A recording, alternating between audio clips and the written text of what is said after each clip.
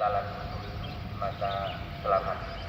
Wakan tabak khawatibatun minhum ba'asbahu makanahum fasabbahahumul jaysu ba'allatahum wajdaha.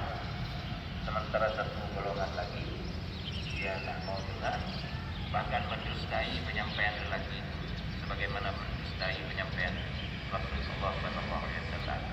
Maka musuh datang menghancurkan mereka sampai ke akar-akarnya.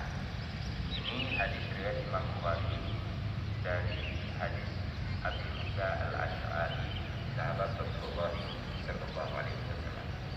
Maka dari itu jemaah rahimakumullah, marilah ya kita dengarkan semua hal yang baik kita ambil sebagai pakaian dan hiasan diri. Yang buruk tinggalkan.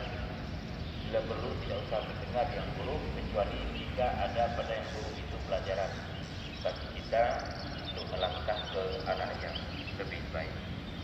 Terakhir dari kita jin tentang mendengarkan Al-Quran, maka siapapun yang mendengar itu mereka akan mudah sekali melangkah ke arah yang lebih baik. Terbukti oleh apa yang dilakukan oleh jin ini. Fabashshir ibadiyal ladzina yastami'una al-qawla fayattabi'una ahsana ulaika alladzina hadahumullah wa ulaika hum ulul albab.